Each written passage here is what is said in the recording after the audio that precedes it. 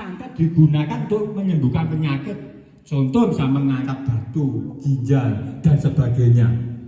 Tetapi kemajuan zaman karena wong ini modelnya disalahgunakan.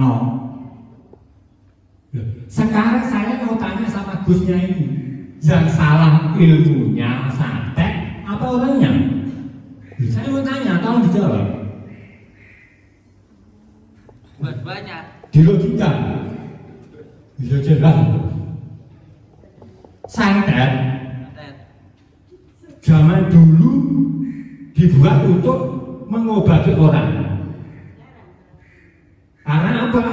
Bisa mengeluarkan dari dalam tubuh manusia, juga bisa memasukkan dalam tubuh manusia. Dengan kemajuan zaman, ada disalahgunakan, pegel karet-karet, pegel sikat santet. Ini salah penggunaan. Berarti di sini yang salah orangnya, bukan ilmunya.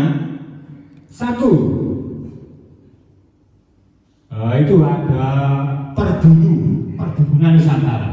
Oh, Banyuwangi. Ya, sampai kalau bilang santet itu jelek, saya bukan membela orang Banyuwangi.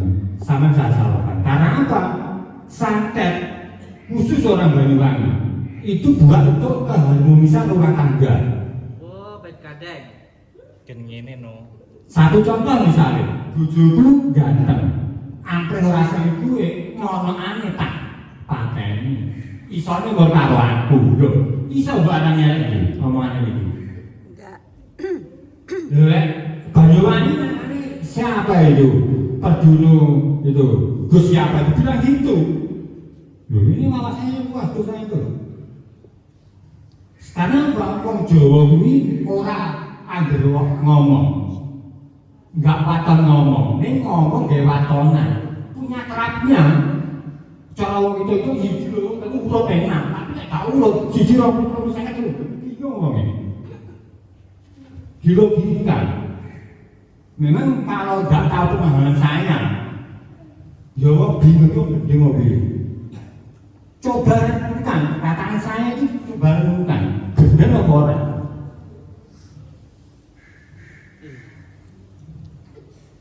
Saya di sini menghormati Gus, eman, wong diterah biru. Mik satu lagi. Dia terah biru deh, coba negara ini di sisi-sisi hamang kebuana. Lho dia terang, kok nggak dia terang? Ya saya enak doanya. Ini ngengek, ini terah sudo, ini terah biru. Jenenge ngengek lho, terah sudo itu dhuwur. Ya, terah sudo kan isor. Terus yang darah biru kan dhuwur. Aline milirene, jenenge telak lho ngene. Sama nih, kalau tak kita nggak percaya. Percaya. Makanya saya nggak panjang lebar. Karena saya tahu Anda beliau semua ini tujuannya ke sini. Kan untuk kesembuhan, tujuan dan lain sudah tahu. Yang jelas seperti itu. Sumbernya ini, sumur ini sampai berbeda ini. Lihat sumur ini data obatnya ampre jernih, ampre mandine. Ya aku pesan sampai. Lek iki mandi aku yo ora seneng, lek sampai cocok aku yo ora seneng. Soale ora njogo kabare saya tenan. Lho, aku yo percaya yo ora makane tak buktekno. Yo tak buktekne kanurakan. Yo tak buktekne pemahaman. Sampai nek bingung to, tak kok arah. Lho, guru saya bingung arah. Bacane lho aja nyaman. Dukune bener tak omong to. Ki wong gendeng iki wong waras. Wong waras iki nyekel di palsu, wong gendeng iki nyekel di asli. Sampe pilih dhewe jelas nyekel wong gendeng iki mergo duwe asli, kena jam gunane. Jadi jangan mandang casing. Apa sing tak kene? Sing tak kene apik ya kuwi gak panjang sapa, gak panjang. Wong tak cilik ngerti ya. Guru saben guru gendeng pira saben guru gendeng tapi dijono kowe. Lho nyata lho. Aku gak ngerti kaya apa. Lho, di logika. Banyak sekali sekali pengantar saya, mau saya. Jenenge anu ini gak perlu kosong ini mas. Jenenge tukar tawar itu tukar berapa sama Gus. Lek aku misalnya di kekurangan kita isine. Lho aku iso Gus iki piye-piye roh. Hebat. Karena apa? Wong iki wis ngerteni pribadine. Wes roh aku pituduh lho wong Jawa. Jawa sih ora kenek. Bisa ngatur banter, ini ngatur banter itu pas sasaran. Satu contoh misalnya, ini rokok kan ibaratnya ilmu. Nah, ilmu. Lek kok saran tak, bawa cocok misalnya, so bawa masjid rokok, bawa kan saran tak, ibadah rokok naik rasanya. Ya, tapi dia caranya, yo cek. Usaha ini. Apa yang rokok ini? Nah, ngomong mah dari awal ngomong. Berusaha tak cekel, lek atas tak peraturan mungkin tak korek mak jes. Baru saya dirasani. Lho lho nyampe. Jadi gak dapat kata. Misalnya wong Islam iki kudu syahadat. Lho ngerti ya syahadat iki artine piye tujuane piye karepe piye. Lek sampean misalnya takon tabu carane nggak roti misalnya, yo kudu lebani lo carane, yo kudu dikai tok.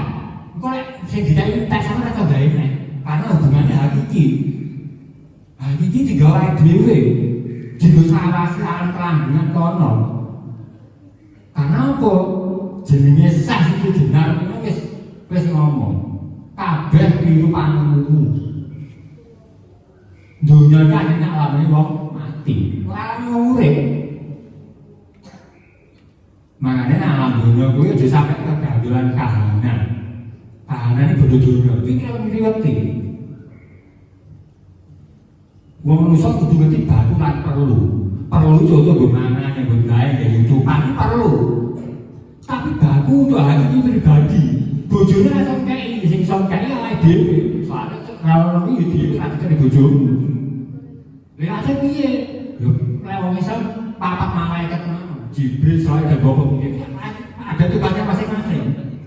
Nah, itu punya tugas masing-masing. Nah, yang jelasnya lain diarani kakang kawah hari-hari tak jelas nih.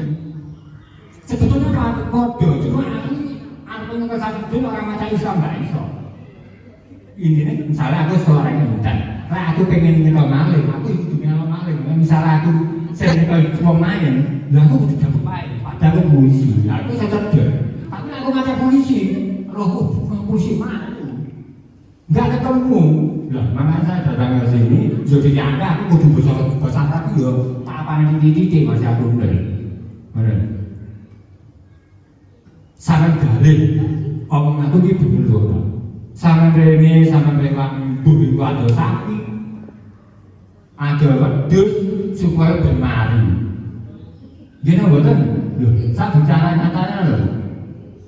Lah di sini orang tak bimbing, orang tak iseni barang sing apik supaya ben mandi, yo kesane sampean. Wes ngono ae, Mbak. Pas ngomongnya lah saya mantap ditulis dulu, Mbak. Asal itu berkabut. Oke, waalaikumsalam warahmatullahi wabarakatuh. Untuk Mbah Jan, kalau beliau intinya ingin membuktikan apakah saya itu settingan atau enggak settingan, bisa persilahkan, ya toh. Mau ikut nemuin dukun sadarnya saya persilahkan. Bahkan Al Habib atau depan rumah saya ini BRI. Kalau mau ikut saya persilahkan, gitu. Kalau mau membuktikan. Tapi kalau ada apa-apa ya jangan salahkan saya, kan kayak gitu. Kalau saya nggak mau ngajak itu bukan karena saya itu nggak mau, saya takut khawatir terjadi hal-hal yang tidak diinginkan. Ya, Mas Dhani itu berkali-kali sakit kan kayak begitu. Tapi kalau benar-benar mau membuktikan, ya termasuk juga kisah Bung Roso, ya kan, yang teriak-teriak katanya mau membuktikan, ya silahkan datang kayak gitu. Jangan cuma teriak-teriak di gerbang. Terus tadi beliau menyampaikan bahwa ini gimana maaf lah ya, ini saya jawab. Tadi kan sudah bertanya, saya tanya, kata beliau, ketika kita itu benar-benar menjadi saksi, ya kan, kita itu harus benar-benar tahu. Ya sekarang saya tanyakan kembali begini, Kalau kita tahu tapi kita tidak melakukan, terus mau jadi apa, ya kan? Hanya sekedar mencari tahu saja tanpa kita itu melakukan. Sedangkan kita tahu bahwa Allah itu berfirman bahwa hidup itu inna sholati wa nusuki wa mahyaya wa mamati lillahi rabbil alamin. Sholatku itu semuanya kita berikan untuk Allah. Hidup kita itu untuk Allah. Jadi Allah itu sudah memerintahkan kita untuk sholat gitu. Nah kalau beliau sendiri mengatakan bahwa menjadi saksi itu harus tahu, terus saya tanyakan, kalau sudah tahu atau belum tahu, apakah kita juga dilarang untuk melaksanakan? Karena ketika saya tanya beliau sholat enggak sholat, itu kan ragu. Yaitu pribadi masing-masing ya, nafsi-nafsi ya. Yang itu yang pertama ya. Tadi kalau misalnya kan suruh menanyakan tentang monggo kalau mau bertanya. Kalau saya tanya ya itu tadi. Kalau kita asyhadu alla ilaha illallah anyak sane ingsun setuhune ora ana pangeran kecuali Gusti Allah, dan asyhadu anna Muhammadar Rasulullah anyak sane ingsun ora ana anyak sane ingsun Kanjeng Nabi Muhammad iku utusane Gusti Allah. Kalau kita jadi saksi, terus kenapa kalau kita tahu kenapa kita tidak melakukan? Itu yang pertama. Yang kedua, bab menjenengan mengatakan bahwa percuma orang ke masjid berkali-kali, ya kan? Kalau orang itu tidak melakukan maka tidak akan mendapatkan apa-apa. Kayak contoh rokok, ya kan? Nah, ini kalau di dalam ilmu hikmah sendiri ada, ya, ada yang namanya syariat, tarekat, hakikat dan juga marifat. Syariat itu tindakan nyata, ya kan? Tarekat itu perjalanannya, kalau semuanya rokok tadi membukanya, mencairnya, ya kan? Hakikat itu merasakannya dan marifat itu meyakininya, seperti itu. Itu sudah ada di dalam agama kita gitu. Tapi ya sudahlah, ini nanti kalau panjenengan mau ngajak tarung atau mau berdiskusi sama saya silahkan lah. Tapi nanti ya, karena sekarang kita masih banyak tamu. Jangan dianggap bahwa agama Islam itu tidak komplit atau tidak sempurna. Agama Islam itu sangat sempurna sekali. Bahkan kalau panjenengan ngaku orang Jawa, kalau saya beranggapan kalau benar-benar orang Jawa, orang itu akan benar-benar Islam. Karena di dalam agama-agama Islam, ruhnya itu ada di agama Jawa. Akhlakul karimah itu ada di dalam agama Islam. Bahkan tentang sakan parane dumati itu innalillahi wa inna ilaihi raji'un. Dan semua yang sampai bahas tadi di dalam agama saya sudah ada. Sudah ada semua. Jadi tidak hanya bisa harus tahu dulu. Ya tahunya itu lewat apa? Kalau tadi panjenengan bilang tantoyo apa tadi tanpa bisa digambarkan tadi, ya memang karena memahaminya dengan rasa gitu loh. Dan rasa ini tidak akan bisa diceritakan dengan logika. Karena rasa itu hanya bisa dipahami oleh yang merasakan. Bagaimana saya mau menceritakan rokok ini enak? Kalau sampean nanti nggak pernah merokok, bagaimana saya mau menceritakan hal itu kalau panjenengan ini nggak menjalani itu? Makanya butuh syariat, tarekat, hakikat dan juga marifat. Itu ada penjelasannya. Nggak asal-asal kita ke masjid kita sholat buat apa kalau begini begitu. Semuanya ada tatarannya, semuanya ada perjalanannya, ada tingkat-tingkatannya seperti itu. Tapi ya wes lah no problem ya. Intinya beliau membuktikan ya. Saya sudah katakan untuk semua tamu yang datang ke sini baik atau nggak baik saya terima dengan baik. Yang penting jangan teriak-teriak di gerbang. Kamu teriak-teriak 2 jam di gerbang, katakan katanya nggak boleh masuk. Akhirnya saya viral se Indonesia, katanya saya tamu nggak boleh masuk. Wallahi demi Allah saya katakan orang baik nggak baik demi Allah saya terima. Jadi kalau ada orang yang cuma ambil tukang sulap teriak-teriak di gerbang 2 jam, terus katanya bilang nggak boleh masuk, sini tak turunnya di AC. Jadi itu perlu untuk dipahami dulu, jangan salah paham. Berapa orang yang datang ke sini yang menghina saya, ya, yang menantang saya, ya, yang minta pembuktian, minta debat, saya terima gitu loh. Mau pakai debat pakai apa? Pakai Jawa siap, pakai agama saya siap, ya. Jadi jangan hanya bilang nggak boleh masuk. Siapa? Allah demi Allah, saya berani diambilkan Al-Quran di kepala saya. Saya sudah nyuruh berapa kali santri untuk jemput ke depan sana. Ketika saya ruqyah di dalam repot seperti ini, ada orang teriak-teriak di gerbang. Ya maksud saya suruh keluar. Ya saya ngurusin tamu-tamu saya dulu lah, menghormati tamu-tamu yang menghormati saya.